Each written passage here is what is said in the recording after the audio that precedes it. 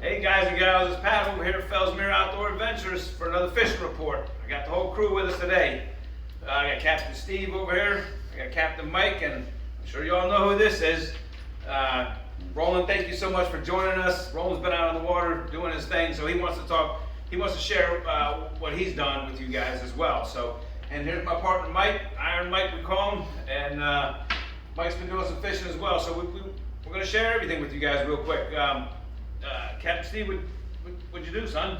Well, we've been hitting stink marsh and whatnot like everybody else, but today we hit headwaters. Hadn't been on there in about a week.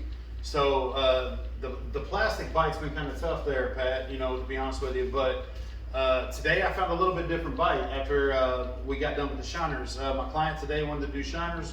We went through 3 dozen pretty daggone quick. I'll give the location on that here momentarily. But the 2 main bites for us today was the RSB worm from Bass Assassin. This is a great bigger color. That's what the biggest fish today came off of.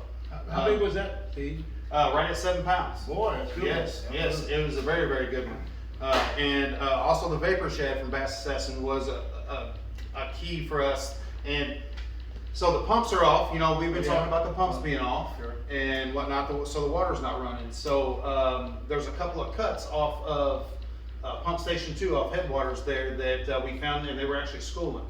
And we were throwing some vapor shads up there, and just like a standard jerk bait, you know, or a fluke bite. And those weightless? Yes, weightless, and they were hammering it, you know, and we caught several fish like that. Cool. Nice. Boy, that was good. Yeah, very good. What about you, Captain Mike? What you been up to, son? Oh, We ain't seen you in a while. I know. I just got out of Mike's Facebook. been doing some traveling this summer, so Yes, sir. I just got out of Facebook. been jail, surfing too. and all. I've been fishing all of them really, but I tell you what, specifically Three Forks and Kenansville, because it's just mine. I love that place. Yes, your neck of the But Kenansville was pretty fun because there was only one other boat there the other day. It was about 4 days ago, and the topwater bite early was great. It was like the old chug bug, the pop shad. The guy was using one of those big Berkeley things, looks like a Top Gun, or what do they call it? It's like those old pencil poppers used to use for bluefish. Not sure about that one. It's a big long popper bait, and they kind of glide and plop. Huh. And then we threw frog, and then the sun came up, and we just started targeting. The grass there is really big, but it's set up really nice. It's like 6-7 feet deep almost everywhere. That used to be 2 feet, and it's just clumps. Wow. And we're just pitching clumps, and did that for about 4 hours, and ran over into Stick Marsh and fished. And then the next 2 trips I had were out in Three Forks, and Three Forks is just outrageous. I mean, there's every grass there right now. There's good hydrilla, good eelgrass. The water moving through actually wiped out a bunch of those lily pads that were busted up in the middle lake. Yeah. And so, and the water moving scoured the ditches that the water followed. So there's the shell beds are real fresh. Oh. And I kind of keyed in on 7 feet of water. I would, even when the water was coming in, we didn't fish the direct water. We were out on the edges of where the water was banging up on it. Right. And got a 7.5 on a 3/8 inch jig with a whoopah craw, and then that it looks like I don't even know what color it was. Is it that It's like- roadkill color? that you Yeah, like? roadkill. Oh, Yeah. what? It was cool, and the guy. That's a Bass Assassin bait, right? Yeah. Yeah. Yeah, that roadkill. Yeah. Yeah. And the guy was from Ohio, and I guess everybody throws jigs. Your roadkill, man. But he, Roadkill. Yeah, that's he good. did I good. love that color. But I tell you, Kenansville is shaping up. I mean, we fish you know, when you just dump in, I go on my airboat, so it's different than everybody else, but I'm fishing right when I come in. And that whole area that's normally, you can see where there's the ditch and then the hump is like 2 feet deep with grass. And that pop shad was just noxious. Right there on the hump. Yeah, Nice. the whole way down, all the way to where almost to the ramp. And then we fished out and around, went in where the water was coming in from the ranch, and probably caught another 20. Wow. And but Three Forks, man, we went out there. Yeah. You got a 9.7. I did. I Oh. yeah. You took me there. I took him to my spot. And he's gone.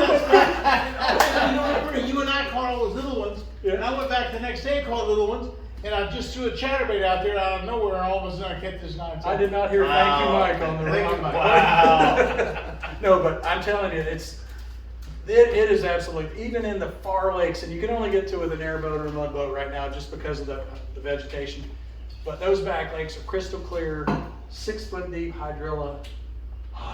Good vegetation. Fluke bite, yeah, just white flukes, weightless white flukes. I'm throwing that on I've gone to a longer rod lately. I don't know why, but I'm just throwing like 7-11 rods with the 17-pound fluoro on it, and just launching it, and it's just twitches. It's like a twitchy thing. It's not like big jerks. It's just twitchies. Right. And a lot of the fish are just hitting it on the impact.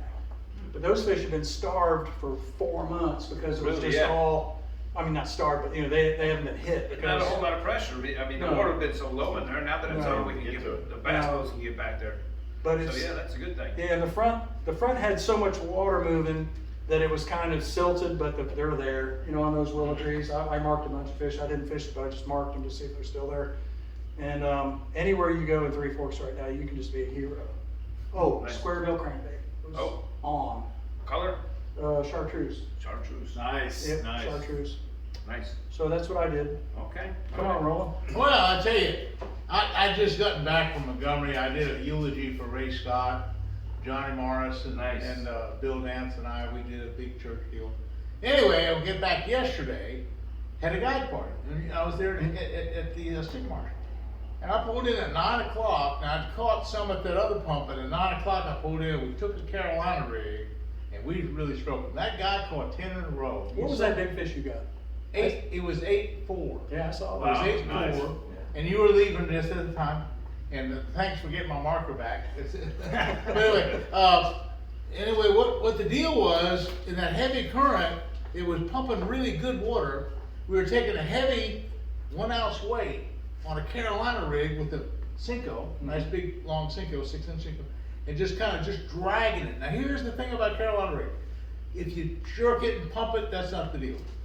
What you want to do is drag it and just let it bump on the bottom. That heavy weight just bump, gravelly, just bumpity, and all of a sudden it surges off. That guy caught 10 in a row. In fact, when he had 17, you saw I it. saw it.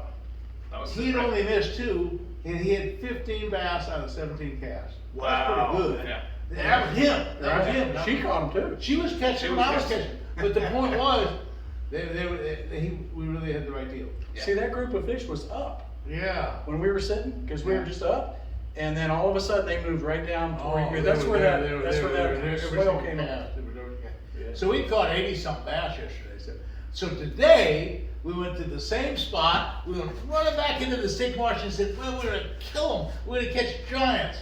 And right at 9 o'clock, when it was supposed to get good, they shut the pumps down.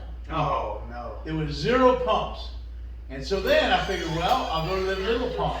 And we went to the middle pump, and that was running, but there was little fish. Then I said, well, I'll go to the northwest pumps. Those 2 were running. Went there today, they were shut down. So out of the 4 pumps, only 1 was running. Wow. So that shut it down.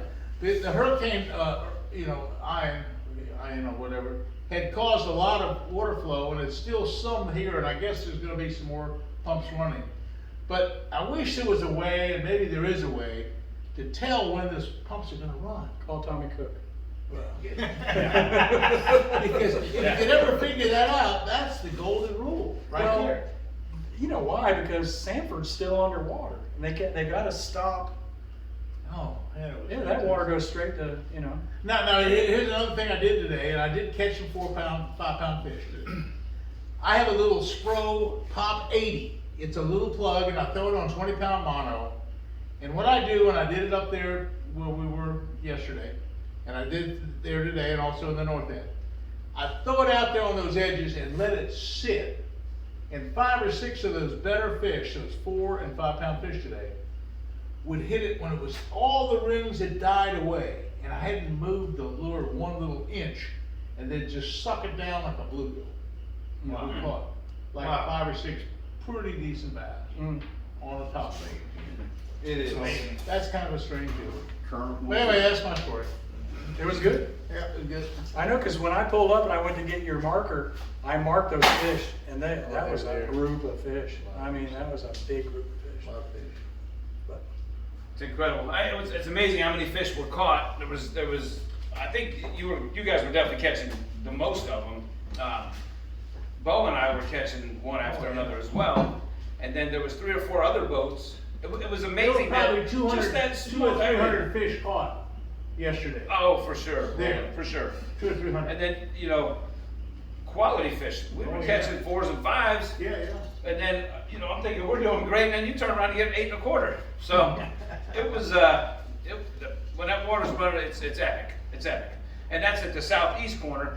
But then that pump station that's on the east side, which we stopped at, and on them shell beds. And usually, I think those got beat up pretty good over the last 2 weeks. Now, Mike, Oh, Mike, you probably know, how many different pump stations, if you're talking about this whole St. Johns River Marsh, and talking about moving water, how many different opportunities do we have? well, you got it going in and out of Garcia, Okay.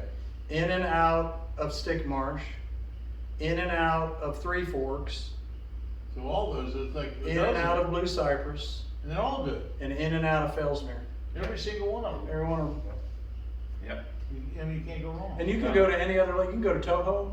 You can go to the Toho chain, do the same thing. Because each one of those lakes in the Toho chain are like 4 and 5 together. Yeah. It's just duplicatable. Right. I haven't been to Walking Water yet. I don't know what you're doing next week. We gotta go. Because you know what? This is that time of year for Walking Water. And that water's coming in at one end of the swamp and going out of the other. And that would be like, Moving water is the key. I don't know, man. It's hard to leave these lakes here. I know, but Hard to Walking leave these Water. lakes. But tomorrow.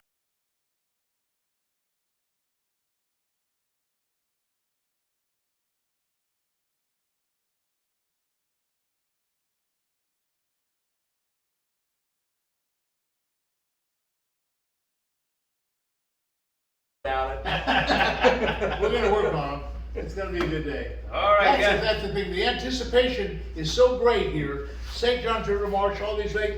You know you're gonna catch an 8 or 10 pounder every cast, Mhm. and that's what keeps you going. We didn't catch them today, but you got to think that. Yeah. Yeah. Yeah. Absolutely. Because the opportunity's there. I mean, the odds are good. So if you guys need guides, man, look at this place. You got him, you got him, you got him, and you got him, and I'm like third string. I'll just Oh, pick come up on the now. crumbs for these guys. Come on now. Call up down here and get your guide stuff set up because we know where they're at, don't we? We'll work on it. We'll get them. Yeah, guys, come on down to the shop. Hey, also, a lot of guys from up north are calling. The phone's ringing. They're all coming. I mean, which we're really excited about. And we have places to stay. We have the bar and grill in town that right down the street. Great food. Willie's Bar and Grill. Great atmosphere. They have live bands. We do poker. We do Bingo. Bingo. Yep. A whole lot going on. Great place. So yeah, give us a call. There's Guys, also we'll the get you set up. bluegrass night on Thursday night. Bluegrass. That's right. They're at Marsh the, Landing. Yeah. Yeah, that's right. That's Rome's favorite. I love the bluegrass. Yeah, absolutely. So give us a call here at the shop, 591-6491 or 772-539-1156 is myself. And guys, hope you enjoyed the report. Rolling again. Thank you so much, Captain Mike, Captain Steve. We appreciate it. Tight lines.